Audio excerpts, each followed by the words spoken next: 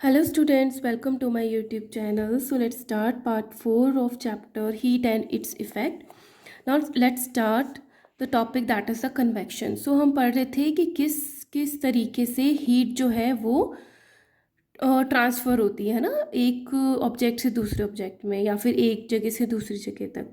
सो हमने कंडक्शन पढ़ लिया था. कंडक्शन में क्या था, सॉलिड में हीट ट्रांसफ़र होता है by the process of conduction. अब हम देखते हैं कन्वेक्शन में क्या होता है.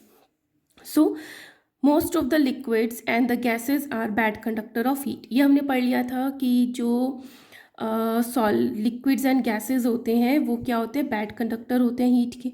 Therefore they can not be heated by the conduction. इसलिए उसमें कंडक्शन के थ्रू हीट का ट्रांसफ़र नहीं हो सकता.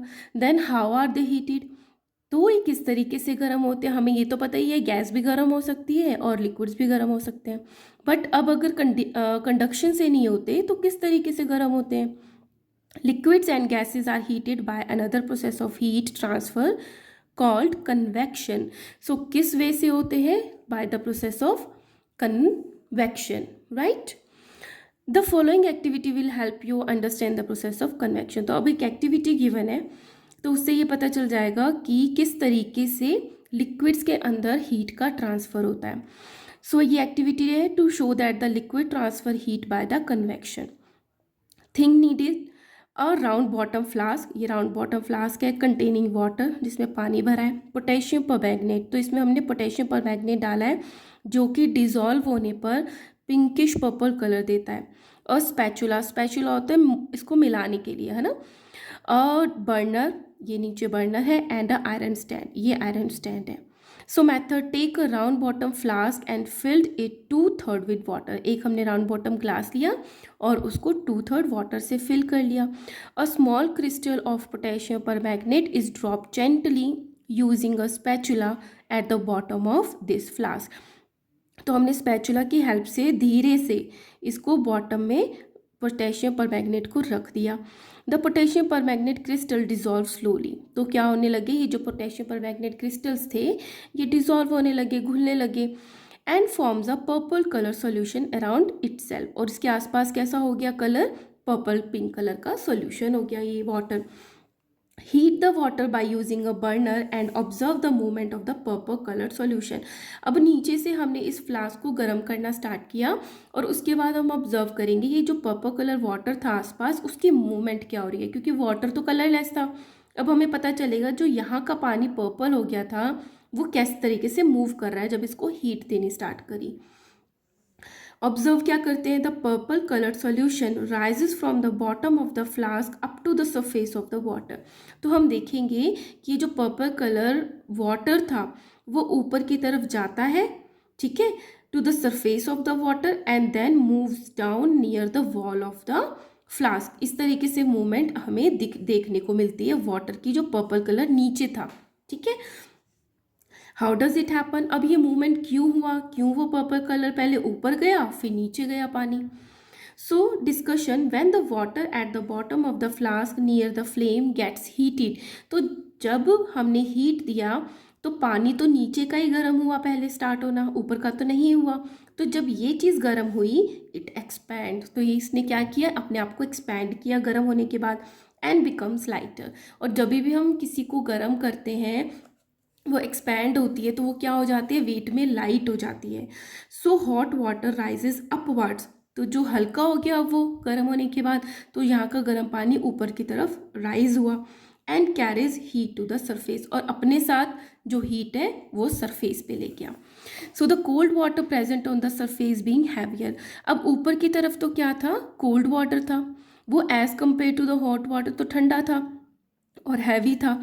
moves downward by the sides of the flask to take a place of hot rising water towards the source of the heat. अब नीचे से अगर पानी ऊपर की तरफ जा रहा है लाइट होके गर्म होके, तो जो ऊपर का ठंडा पानी है वो इसकी स्पेस लेने के लिए इस तरीके से नीचे की तरफ मूवमेंट करता है, तो ठंडा पानी हैवी होकर नीचे आ जाता है. After some times this will also get heated. अब वो ठंडा पानी नीचे आके वो खुद भी गर्म हो जाएगा. एंड राइजेज अपवर्ड, और वो ठंडा पानी गर्म होने के बाद अगेन वो ऊपर की तरफ राइज करेगा. And cold water from the above come down again, और जो बाकी जो ऊपर और ठंडा था वो अगेन नीचे आ जाता है. In this case, heat is transferred from hot water at the bottom of the flask near the source of the heat to the cooler top by the actual movement of the water itself. तो हमने क्या देखा कि जो गर्म पानी था वो ऊपर गया, ठंडा पानी नीचे आया, तो ठंडा पानी क्या हुआ, गर्म हुआ। लेकिन इसमें क्या हो रहा है, एक्चुअल मूवमेंट हो रही है वाटर की, जबकि हमने देखा था कंडक्शन में एक्चुअल मूवमेंट नहीं होती है। तो कन्वेक्शन में हमने क्या देखा कि एक्चुअल मूवमेंट हो रही है वाटर की, is called a convection current. तो इस तरीके से जो मूवमेंट होने लग गए हैं तो उसको बोल देते हैं कन्वेक्शन करंट। कंक्लूजन, दस heat is transferred in liquid bye the convection. तो इससे हमें क्या पता चलता है कि हीट जो है वो लिक्विड्स में किस तरीके से ट्रांसफर होती है, by the process of convection, right. Now, so we can say the process of transfer of the heat in a liquid or the gas by the actual movement of the particle of the liquid or a gas is called convection. So, heat का transfer होना liquid और gas में with the actual movement of the particle of the liquid or the gas, या तो gas और liquid का actual movement हो रहा है, is called convection. Compare this method to the instance when the student come one by one to receive their notebooks and go back. तो हमने एक एग्जाम्पल पढ़ा था कि जिसमें बच्चे जो थे वो खुद आ रहे थे और क्या लेके जा रहे थे, अपनी बुक्स को लेके जा रहे थे। तो इसमें क्या था, एक्चुअल मूवमेंट हो रहा था स्टूडेंट्स का। सो सिमिलरली कन्वेक्शन में भी क्या होता है, एक्चुअल मूवमेंट होता है पार्टिकल्स का। सो in liquid and the gases, heat is transferred by the convection. So heat and gases और liquids में किस तरीके से ट्रांसफर होता है, by the convection, because their molecules are quite free to move. अब ये कन्वेक्शन के थ्रू होता ही क्यों है, ऐसी क्या चीज़ प्रेजेंट है गैसेज और लिक्विड में, क्योंकि जो गैसेज और लिक्विड है वो थोड़ी दूर दूर होते हैं, फोर्स ऑफ अट्रैक्शन कम होते हैं और वो फ्री होते हैं to move. The molecule of the solids are closely packed, but जो सॉलिड्स में मॉलिक्यूल्स होते हैं वो क्लोजली पैक्ड होते हैं, and their movement is not possible, तो वो मूव कर ही नहीं पाते। So convection does not take place in solids. So इससे हमें क्या पता चलता है कि सॉलिड्स में कन्वेक्शन नहीं होता, उसमें क्या होता है, कंडक्शन के थ्रू हीट का ट्रांसफर होता है। Now come to the activity to show that the convection current in air. आप इसके नेक्स्ट पेज पे जो फोटो दे रखी है फिगर 4.20 उसको भी आप देखते रहोगे। तो इसमें क्या गिवन है, take a rectangular box with a glass front having a 2 holes in its top. तो हमने एक रेक्टेंगल शेप का क्या लिया, एक ग्लास बॉक्स लिया और उसके ऊपर 2 होल किए हुए हैं। Fix 2 glass tubes in these hole to form chimney, और उसके ऊपर क्या है, 2 होल्स बना दिए, ग्लास ट्यूब्स लगा दी, उन दोनों होल्स पे चिमनी बना दी। ना put small lighted candle below one of this chimneys says the B, और जो बी टेस्ट ट्यूब थी उसके नीचे हमने कैंडल जला दी। Hold the smouldering paper near the mouth of the chimney A, और चिमनी ए के ऊपर हमने एक स्मोल्डरिंग पेपर लगा दिया। स्मोल्डरिंग पेपर वो होता है जो जलता नहीं है, सिर्फ धुआं देता है, ठीक है, वो हमने ए चिमनी के ऊपर रख दिया। You see that the smoke enter the box through the chimney A and come out from the chimney B. तो हम देखेंगे कि जब इधर कैंडल जल रही है तो क्या होगा, जो स्मोक है वो चिमनी ए से बी की तरफ आएगी, ठीक है। This is because the air above the candle is heated. ये क्यों हुआ, क्योंकि जो हमने कैंडल जलाई थी उसके ऊपर की जो एयर थी वो गर्म हुई, और गर्म होके क्या हो गई, वेट में लाइट हो गई और ऊपर की तरफ राइज करने लग गई। तो जब किसी जगह से एयर जो है वो एस्केप होती है तो वहाँ पे एयर का प्रेशर क्या हो जाता है, कम हो जाता है। तो कुछ भी वैक्यूम तो रह नहीं सकता, तो उसकी स्पेस लेने के लिए दूसरी जगह से एयर आके उसको ऑक्यूपाई कर लेती है उस स्पेस को। So this create a low pressure region. तो जब एयर ऊपर लाइट होकर चलेगी तो वहाँ पे लो प्रेशर रीजन क्रिएट हो गया। To balance this pressure air from outside it sucked inside the box through the chimney. तो उस प्रेशर को इक्वल करने के लिए क्या था, बैलेंस करने के लिए एयर जो है वो एंटर होती है फ्रॉम द ए एंड वो बी की तरफ जाती है। तो ए टेस्ट ट्यूब से क्या हुआ, सक हुई एयर और बी की तरफ चली गई। While doing so air sweep the smoke of the smouldering paper along with it. अब जब एयर जा रही है तो जो स्मोल्डरिंग पेपर से धुआं निकल रहा है, स्मोक निकल रहा है, वो उसको अपने साथ भी लेके जाती है, ठीक है। This sets the convection current as shown in figure 4.20, और इस तरीके से कन्वेक्शन का करंट बन जाता है। So this is a figure 4.20। तो इसमें क्या लिया, रेक्टेंगल शेप का एक ग्लास लिया और उसके ऊपर 2 होल्स कर दिए, एक टेस्ट ट्यूब ए डाली एक होल पे और दूसरे पे टेस्ट ट्यूब बी डाली, बी के नीचे जलती हुई कैंडल रखी और ए के ऊपर क्या रखा, स्मॉल्डरिंग पेपर रखा। तो जब ये जलेगी तो इसके आसपास की जो एयर है वो क्या हो जाएगी, हीट अप हो जाएगी, गर्म हो जाएगी। गर्म होके क्या होगी, वो राइज अप करने लगेगी, है ना। तो यहाँ पे क्या होगा, लो प्रेशर क्रिएट हो जाएगा। तो जो एयर है यहाँ से तो निकल रही है, तो यहाँ से सक होगी, खींचेगी अपने आप को। तो ये जो स्मॉल्डरिंग पेपर है इसके साथ एयर के साथ साथ वो जो स्मोक है वो भी इधर की तरफ निकलेगी। तो ये जो करंट बनता है इसको बोलते हैं कन्वेक्शन करंट। तो इससे ये भी पता चलता है कि जो एयर है उसमें भी जो हीट का ट्रांसफ़र होता है वो किस प्रोसेस से होता है, by the convection. Now practical applications of the convection current. तो अब हम पढ़ेंगे कि कहाँ कहाँ पे हम कन्वेक्शन करंट को प्रैक्टिकली यूज़ करते हैं। Number 1, ventilators. Rooms are provided with ventilators and exhaust fan near the top of the side wall. Ventilator होता है जो हवा का आने जाने का एरिया होता है, या हम एग्जॉस्ट फैन लगाते हैं। वो आपने देखा होगा कि आपकी जो वॉल्स है उसके ऊपर ही लगा होता है, नीचे की तरफ नहीं लगा होता। सो ऊपर लगाने का रीज़न क्या है, the air we breathe out is warmer. जो हम सांस में एयर निकालते हैं वो गर्म होती है, and hence lighter than the air around us. तो बाहर की जो एयर है वो तो कूल है, तो जो हमारे बॉडी से जो ब्रीद आउट हुई एयर वो थी वार्म, तो वो कैसी होती है, लाइट होती है। So it moves up in the room. तो जो भी चीज़ हल्की होगी वो ऊपर की तरफ मूव करेगी, and escapes through the ventilators और एग्जॉस्ट फैन। और वो कहाँ से, एग्जॉस्ट से और वेंटिलेटर से बाहर निकल जाती है। The fresh air enters the room through the Windows. अब जब लो प्रेशर क्रिएट हो गया, एयर बाहर निकल रही है, तो उसको ऑक्यूपाई करने के लिए उस स्पेस को फ्रेश एयर जो है वो एंटर होती है through the windows and the doors. So it is cooler and takes place of the warm air rising upwards. और जो न्यू एयर आ रही है, फ्रेश एयर आ रही है, वो कैसी होती है, ठंडी होती है। और जो वार्म एयर ऊपर राइज करती थी वो ठंडी एयर उसकी जगह ले लेती है, and thus a convection current is set up. तो इस तरीके से कन्वेक्शन करंट जो है वो सेटअप हो जाता है। नंबर 2 यूज़ आता है चिमनीज़ में। Chimneys are fitted in the factories to remove the undesirable fumes and smoke. Obviously chimneys क्यों लगाई जाती हैं फैक्ट्रीज़ में, ताकि जो पोल्यूशन है, जो अनडिज़ायरेबल फ्यूम्स है और जो स्मोक है उसको फैक्ट्री से बाहर निकाला जाए। The smoke, fumes and the hot furnace gases are lighter than the air. अब ये जो गैसेज हैं ये गर्म होती हैं और लाइट होती हैं एयर से, therefore they rise up and escape through the chimney. तो वो हल्कियों के ऊपर की तरफ उठती हैं और चिमनी के थ्रू बाहर निकल जाती हैं। Number 3, installation of the room heaters. अब रूम हीटर्स का इंस्टॉलेशन वो भी कन्वेक्शन करंट पे डिपेंड करता है। कैसे, it is advisable to place the room heaters at the ground level of the for effective heating. तो क्या एडवाइस किया जाता है कि जो रूम हीटर्स हैं वो ऊपर ना लगाकर कहाँ लगाया जाए, ग्राउंड लेवल पे लगाया जाए, ताकि जो रूम है वो अच्छे से गर्म हो जाए, इफेक्टिवली गर्म हो जाए। The warm air near the heater rises up and the cold air from the other areas rushes in to fill its space. तो जब नीचे की तरफ हीटर लगा होगा तो उसके आसपास की एयर गर्म हो जाएगी, लाइट हो जाएगी और ऊपर चली जाएगी राइज अप होके। तो उसकी जगह आसपास कौन सी ले लेगी, गर्म ठंडी एयर ले लेगी। अब ठंडी एयर नीचे आएगी तो अगेन वो हीटर से गर्म हो जाएगी, तो पूरी की पूरी एयर जो रूम में है वो कैसी हो जाएगी, ठंडी गर्म हो जाएगी। So the warm air near the heater rises up and the cold air from the other areas rush in to fill its space.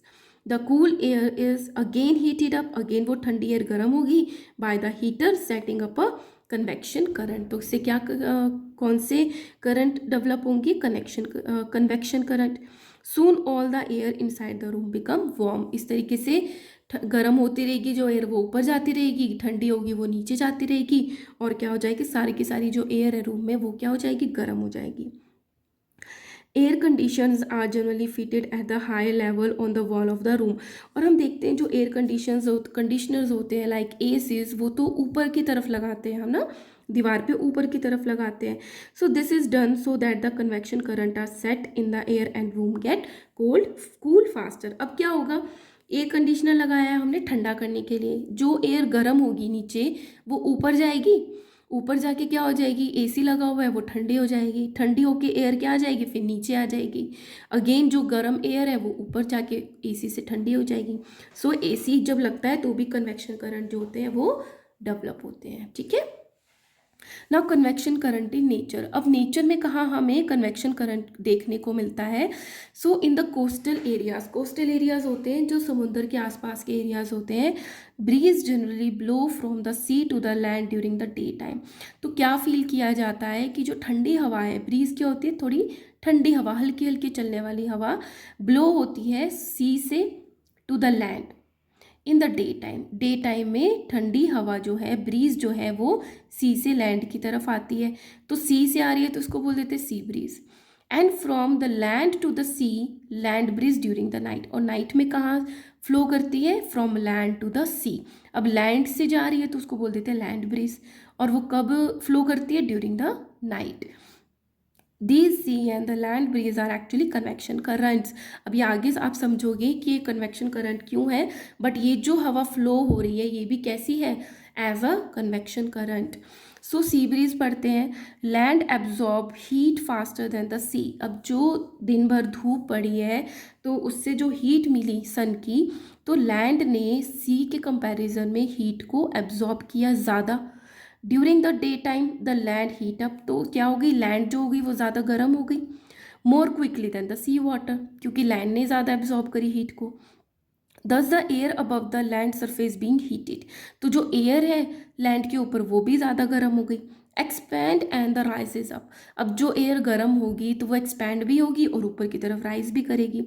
तो जब वो ऊपर की तरफ राइज करेगी तो लो प्रेशर एरिया बन गया, तो उस लो प्रेशर एरिया को अब कूल जो एयर है, ठंडी हवा जो है वो उसकी जगह ले लेगी। So the cooler air above the sea, अब वो कूलर एयर कहाँ से मिलेगी?